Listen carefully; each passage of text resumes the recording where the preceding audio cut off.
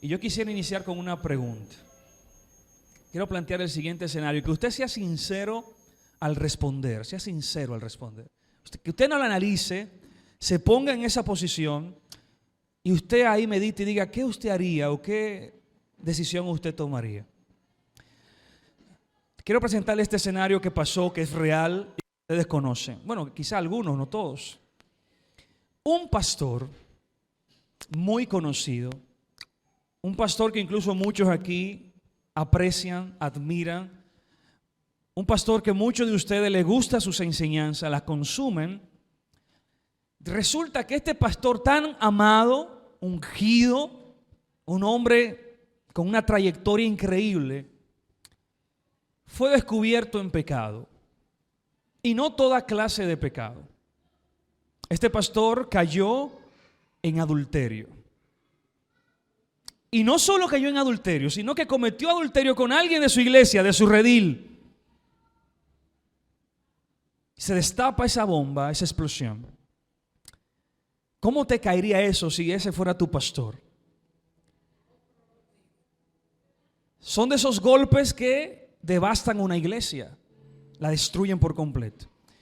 Y no solo la congregación como tal, sino la vida de las personas que le rodeaban, que confiaban en él, que lo admiraban. ¿Dónde se va esa admiración y ese respeto? Al suelo, dicen por ahí. Se pierde. Y quiero hacerte una pregunta sobre esa pregunta. Conociendo ya que ese pastor falló, que fue un adúltero, ¿tú seguirías consumiendo sus enseñanzas? ¿Seguirías tú buscando sus videos para escuchar sus prédicas y alimentarte de él sabiendo la clase de persona que fue, de lo que hizo? ¿Qué harías? O sea, ¿perderías tal respeto y tal confianza que ya no seguirías escuchando más, ni harías caso a esas enseñanzas o consejos que él pueda darte? Dicen por ahí que una cosa no tiene que ver con la otra, dice Rebeca. Una cosa no tiene que ver con la otra. O sea, usted seguiría escuchando su consejo y sus prédicas, aunque este hombre es un pecador que falló y que deshonró a Dios. O sea, tú perderías quizás que la admiración, pero seguirías escuchando sus prédicas. La verdad que es difícil y aquí hay opiniones divididas. Hay algunos que dirían, no, ya yo alguien así no lo consumo más, no creo más en él, pierdo total credibilidad. Hay otros que han dicho, no, una cosa no tiene que ver con la otra. Ya pecó, ya no es de mi confianza, pero si sus enseñanzas son buenas, las voy a seguir adquiriendo. Ahora, yo quiero que ustedes ahora se vean en el espejo, porque todos ustedes en verdad creen en ese pastor, aman a ese pastor y admiran a ese pastor, y los hombres quieren ser como ese pastor. Y aunque usted diga que no, usted va a decir que sí en un minuto. Porque del pastor que yo le estoy hablando a ustedes es el rey David. Y ustedes todavía le aman sus salmos, leen sus salmos, quieren ser como David, admiran a David. Pero fue un adúltero, fue un pecador. Y no solamente cometió adulterio, el tipo es un asesino, un mezquino en ese sentido, porque manda a matar al hombre al cual le pegó cuerno con la mujer. No solamente un adulterio, porque muchos pastores que yo conozco han caído en adulterio, pero no han llegado al nivel de un asesino como David, que luego que se acuesta con la mujer de su amigo, manda a matar al amigo para quedarse con la mujer. ¡Qué mezquindad! Uno de los pecados más premeditados, más analizado. Porque si tú me dices a mí que un día de debilidad cometiste un pecado, consumiste pornografía, ok, pecaste, te arrepientes, pero pensarlo, maquinarlo, lo voy a hacer así, lo voy a mandar a matar, que lo pongan adelante, que parezca un accidente, así me quedo con la mujer. ¿Vieron cómo cambiaron de parecer todito? Ahora siguen admirando a David todavía, a ese pecador, a ese impío, lo siguen amando. ¿Por qué no pasa lo mismo con otro pastor que usted conozca, o algún hermano que usted conozca, una hermana que usted conozca? No tiene que ser pastor, un líder cualquiera puede ser. Puede ser un líder de alabanza, de danza, de coreografía, de cualquier índole. Si tú descubrieras que pecó, que falló, ya, no le aceptaría nunca más un consejo, ni que ore por ti. Y si había tenido enseñanza, las borras, no quieres escucharla. O harías como dice Rebeca, no tiene una cosa que ver con la otra. Porque todavía tú sigues consumiendo los salmos de David, a pesar de esos grandes pecados que cometió. Y también David cometió otros pecados, también perdió la confianza en Dios. Oiga esto. Porque dice la Biblia que la ira del Eterno se encendió contra David porque él mandó a censar al pueblo. Y usted lee la historia y dice, ¿qué tiene de malo hacer un censo? ¿Qué tiene de malo hacer un censo? Aquí lo hacen cada 4, qué sé yo, cada 6 años, 10 años. ¿Qué tiene de malo hacer un censo? El asunto es que David está censando su ejército para él saber qué tan fuertes son, qué tan numerosos son. Entonces ahora estaba poniendo su confianza en que su ejército era numeroso, que su ejército era fuerte, que ahora podía intimidar a los enemigos. Cuando toda su vida no dependía de si su ejército era mucho o poco, ¿quién le daba la victoria? Yahweh, porque su confianza estaba ¿en quién? En Yahweh. Pero ya ahora su confianza no está en Dios, ahora está en que yo tengo muchos armamentos, muchos soldados entrenados. Y eso le disgustó a Dios, porque ya estaba quitando la confianza en Dios para ponerle en sus propias fuerzas. Ahora, de todos esos pecados, de todo eso que hizo este rey llamado David, lo que a mí más me impresiona y a la vez me choca es lo que la Biblia, lo que Dios aún así dice de David. A pesar, óigame, de lo que hizo ese hombre, que yo creo que ninguno aquí es capaz de hacerlo. Dios me libre de hacer algo tan grave. Cometer adulterio, matar a la víctima de ese adulterio, de perder mi confianza en Dios. ¿Y sabe cómo lo sigue llamando Dios a ese hombre? Un hombre con un corazón conforme a Dios. Un corazón perfecto para con Dios. Y eso me choca, porque yo digo, ven acá, el corazón conforme a Dios es el corazón que adultera. El corazón conforme a Dios es el que manda a matar personas. El corazón conforme a Dios es el que pierde la confianza en Dios. Eso como que me choca. Y digo, pero ¿cómo Dios? Porque antes de esos pecados se entendía que Dios pudiera elogiarlo de esa manera. Pero aún después de esos pecados, Dios sigue diciendo, tenía un corazón conforme al mío. Es decir, que ni siquiera Dios pierde la admiración por David, a pesar de los pecados que había cometido. Y ahí yo tomo la frase que dijo ahorita Rebeca. Una cosa no tiene que ver con la otra. Cuando un hermano, un líder o alguien cae en pecado, falla, tú descubres que hizo algo malo. Sí, pecó. Lo correcto es que se arrepienta, que cambie. Quizá admito mi relación con él no va a ser ya la misma. Voy a tener cierta desconfianza. Pero eso no quita de que fue un hombre que Dios lo usó o una mujer que Dios la usó. Un hombre que en algún momento me bendijo, me ayudó. Una mujer que en algún momento me sirvió de inspiración. Eso no descarta nada de eso, aunque pecó. Ahora, ¿por qué yo entiendo que David seguía siendo un hombre conforme al corazón de Dios? A diferencia de Saúl. Los pecados de Saúl fueron menos graves que los de David. Los pecados de Saúl fueron menos graves que los de David. Pero Dios desechó a Saúl, mas aún así siguió con David. ¿Por qué? Si los pecados de David eran más graves. Porque Dios veía el corazón de David, que era conforme al suyo. ¿Y en qué era lo que hacía David? Que David se arrepentía. David se arrepintió de todo corazón. Se arrepintió y se convirtió. Porque no sirve de arrepentirte si tú no te conviertes.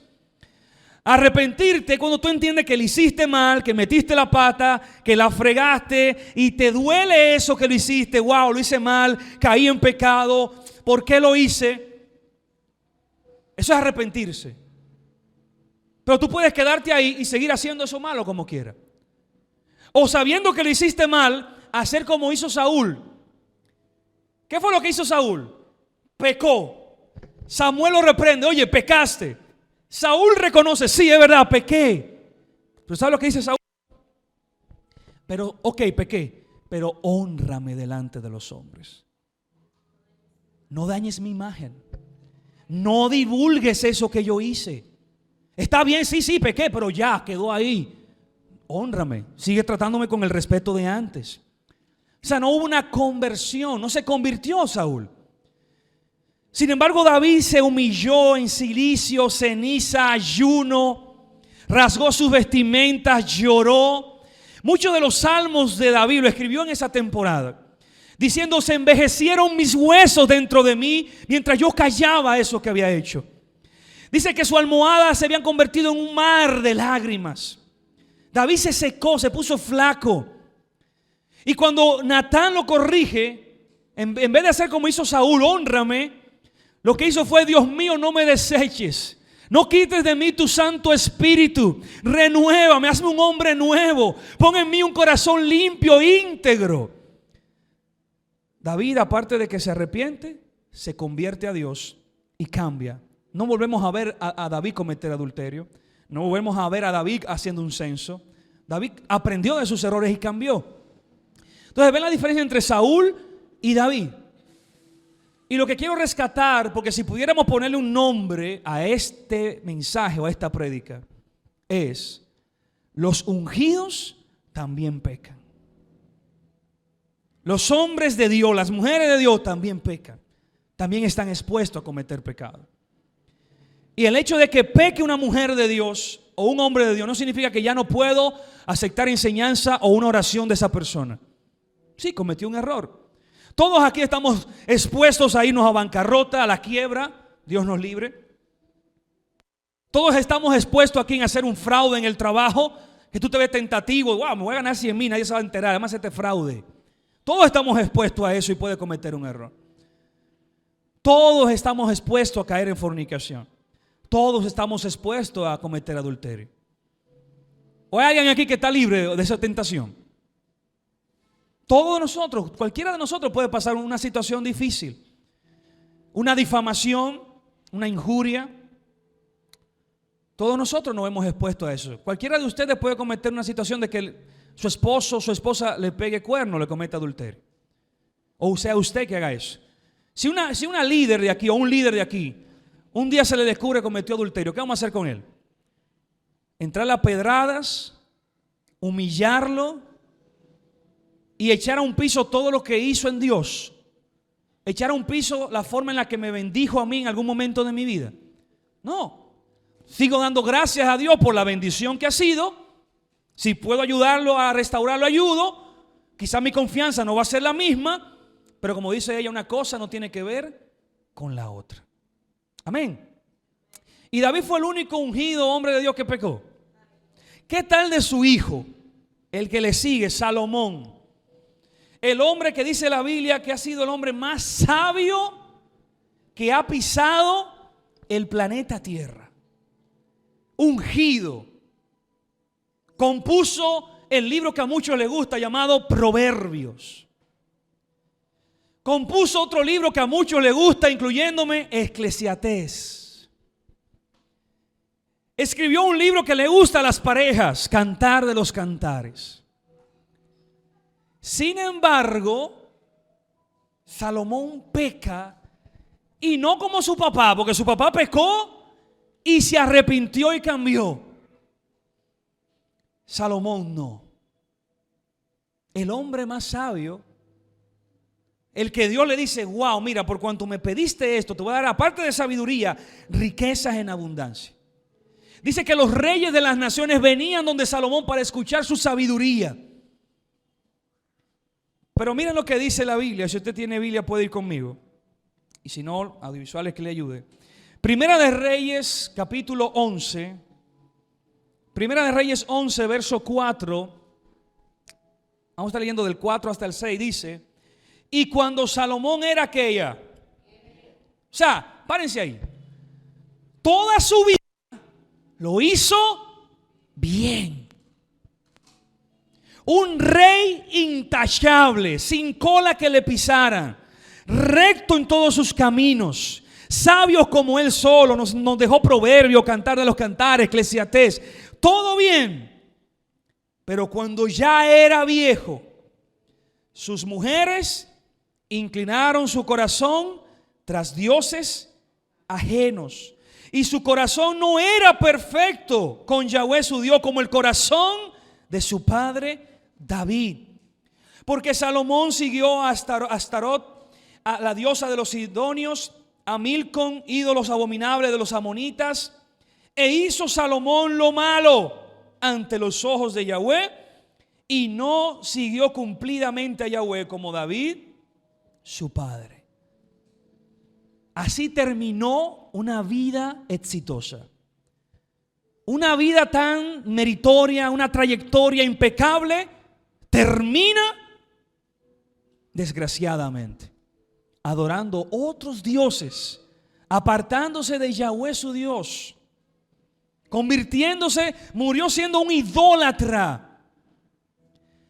Entonces ya como Salomón falló, Salomón es un idólatra, terminó mal su carrera, vamos a arrancar de la Biblia Proverbios, Eclesiastés y Cantar de los Cantares. Está prohibido que se lean las palabras de ese idólatra pecador. O asumimos el consejo que nos da Rebeca. Una cosa no tiene que ver con la otra. Porque esos proverbios, esos Cantar de los Cantares, ese Eclesiastés, ¿cuándo los escribió? ¿Cuando fue idólatra o cuando estaba bien con Dios? Entonces eso me bendice, porque todo lo que él dijo ahí lo dijo inspirado por Dios y me es útil en mi vida. A pesar de que al final, ¿qué es lo que yo no voy a compartir de él, ni voy a aprender de él? La forma en la que él terminó. Sus pecados yo no lo voy a seguir, no lo voy a cometer. Pero todas sus enseñanzas, todo lo bueno que hizo, todo lo que aportó al pueblo, lo voy a atesorar y lo voy a admirar porque me es de bendición. ¿Y cuál es la enseñanza de todo esto? El libro de Hebreos nos dice lo siguiente: puesto los ojos en ¿quién? Puesto los ojos en el cual es el autor y el consumador de ¿qué? ¿Qué es lo que nos tiene a nosotros aquí? La fe. Entonces el autor, el protagonista, el eje central de la fe nuestra, ¿quién es? Entonces, ¿en quién tengo que poner yo mi mirada? No en los hombres, no en las mujeres. ¿Por qué, Ciro? Porque los hombres fallan, porque las mujeres cometen errores.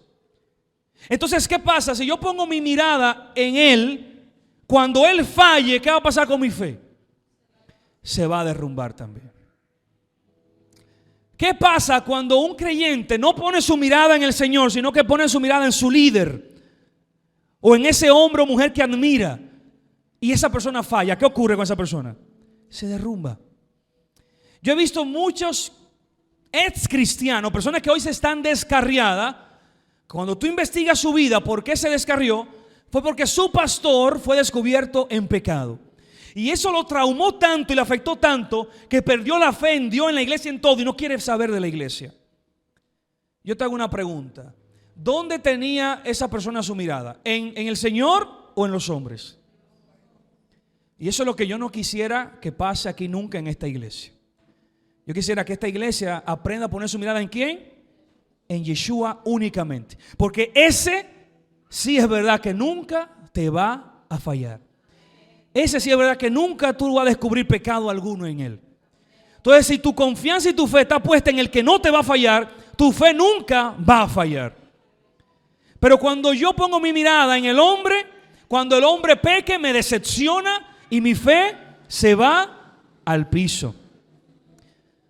Entonces yo no quisiera que nunca ocurriera tal cosa aquí. Dios me libre, papá, Dios me cuide de nunca caer en pecado. Pero si acaso sucediese, ok, pequé, usted no tiene ya que confiar en mí, pero todas las enseñanzas que he dado por años, todas las prédicas que les he dejado por años, entonces no sirven de nada, se tiran a la basura. O seguirás haciendo consejo a los consejos que te he dado, a las prédicas que te he dado, a las enseñanzas que he dado. Porque una cosa no tiene que ver con la otra.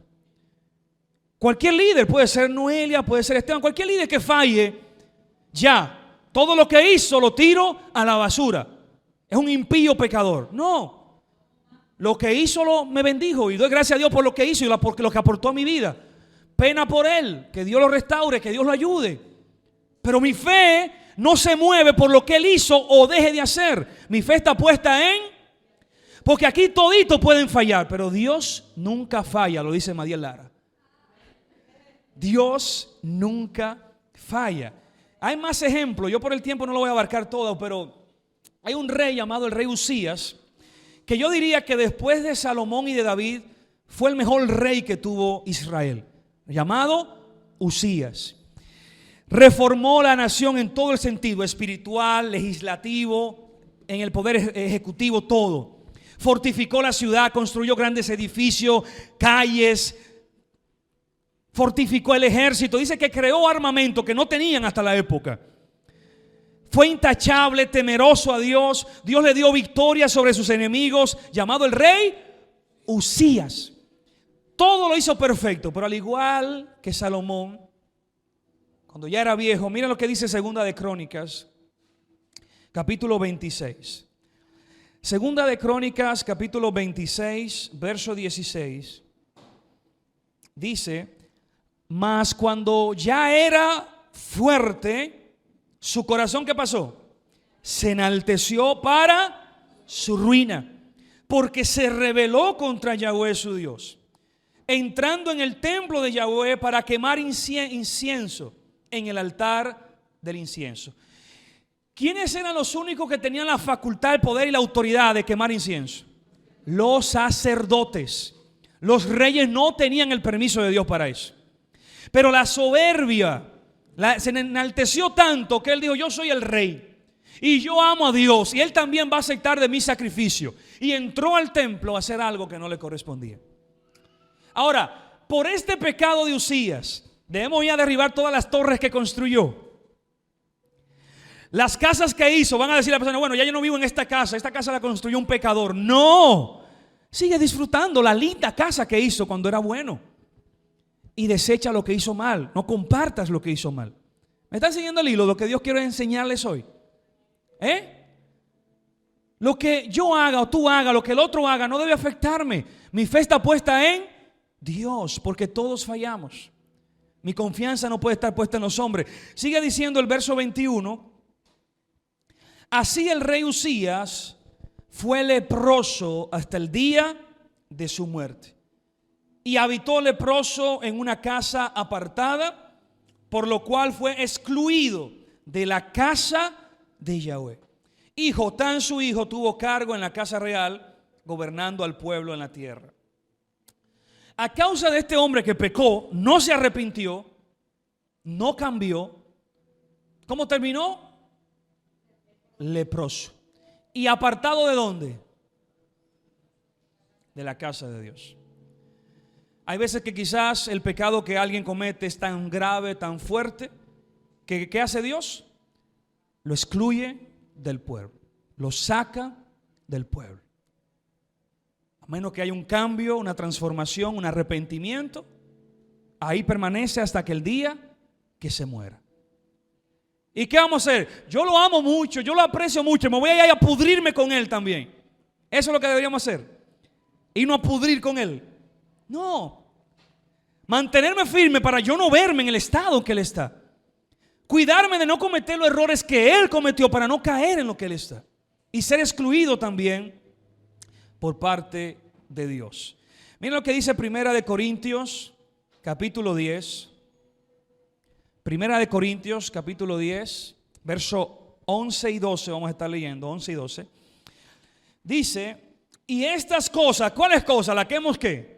Visto y hablado, las que hemos conversado hoy, todas esas historias que hemos visto, dice: y estas cosas le acontecieron como ejemplo. Y están escritas ¿para qué? Para amonestarnos a nosotros, a quienes han alcanzado los fines del siglo.